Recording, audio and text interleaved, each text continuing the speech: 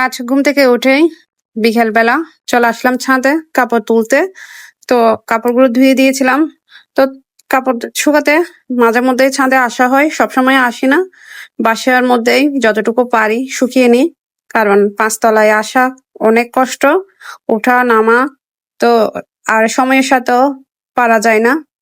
তো এই তো, তারা তো ছাদে আসলে অনেক খুশি, খেলতে পারে। তো অনেক ছাদে কাটালাম, দুজনই তো আসতে চাচ্ছিল না। তো টিচার আসবে, অনেক বুঝিয়ে নিয়ে আসলাম। তো তাদেরকে একটু নাস্তা দিলাম, তারা পড়তে বসছিল। নাস্তা খেয়ে চলে আসলাম রান্না করতে। আজকে সবাই বললো মুরগির ঝোল খাবে, তো মুরগির মাংস রান্না হবে। রসুনটা একটু ব্লেন্ড করে নিলাম, সবকিছু ব্লেন্ড করা ছিল, রসুনটা ছিল না, তো রসুনটা করে নিলাম। আর এই তো মুরগির মাংস লবণ দিয়ে প্রথমে ধুয়ে নিয়েছিলাম, এখন আবার একটু গরম পানি দিয়ে ধুয়ে নিলাম। যেহেতু ব্রয়লার মুরগি, সবসময় এভাবেই একটু ধুয়ে নিতে হয়। তো সবকিছু গুছিয়ে নিলাম, রান্না করব।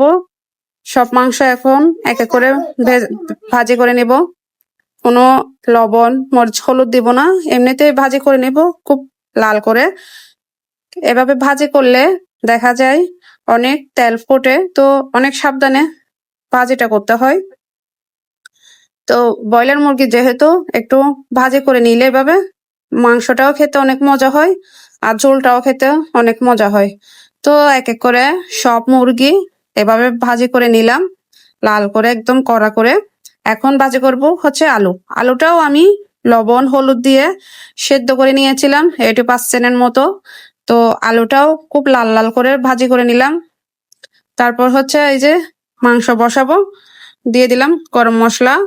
গরম মশলা তো লাগবেই ব্রয়লার মুরগিতে, গরম মশলা না হলে আমি তো ব্রয়লার মুরগি সেদিন রান্নাই করি না। গরম মশলা দিলে আলাদা একটা বাড়তি স্বাদ অ্যাড হয় মাংসের সাথে। তো মাংসের মধ্যে গরম মশলা, পেঁয়াজ, আদা বাটা, রসুন বাটা, মরিচের গুঁড়া, হলুদের গুঁড়া, মুরগির মশলা, তারপর লবণ, একটু পানি দিয়ে ভালোভাবে কষিয়ে এখন মাংস, আলু দিয়ে খুব ভালোভাবে কষাতে হবে। মিডিয়াম আছে যতটুকু সম্ভব খুব ভালোভাবে কষিয়ে নিব। এখন ঢাকনা দিয়ে আর একটু কষিয়ে নিব। এই মাংসটা যতই কষানো হয়, যে কোনো রান্নায় যতই কষানো হয় ততই অনেক ভালো লাগে। তো এই তো পানি দিয়ে এখন ফুটিয়ে নিব। আর রান্না করব ডাল। ডাল নিয়েছি মসুর ডাল, এখানে আদা বাটা, রসুন বাটা, পেঁয়াজ কুচি, টমেটো, লবণ, হলুদ, ধনে জিরের গুঁড়ো দিয়ে একটু তেল দিয়ে খুব ভালোভাবে মেখে রান্না করব। এইভাবে রান্না করলে ডালটা খুব তাড়াতাড়ি সেদ্ধ হয় আর খেতেও অনেক ভালো হয়। তো দেখা যায় আমরা ডাল রান্না করলে লবণ দিই না, যদি ফোটে না সেই ভয়ে, কিন্তু এভাবে রান্না করলে মেখে লবণ দিয়ে মেখেও যদি বসিয়ে দিই খুব তাড়াতাড়ি ফুটে যায়। তো এই তো মুরগির মাংস হয়ে আসছে। আমি ডাল রান্নার সময় একবার চেক করেছিলাম। তো মুরগি রান্না শেষ, ডালটাও বাগার দিয়ে দিয়েছি। ডালটাও অনেক ভালো হয়েছে দেখতে, অনেক কালারফুল হয়েছে দুটো রান্নাই। তো এই তো সাজিয়ে গুছিয়ে দিলাম টেবিলে।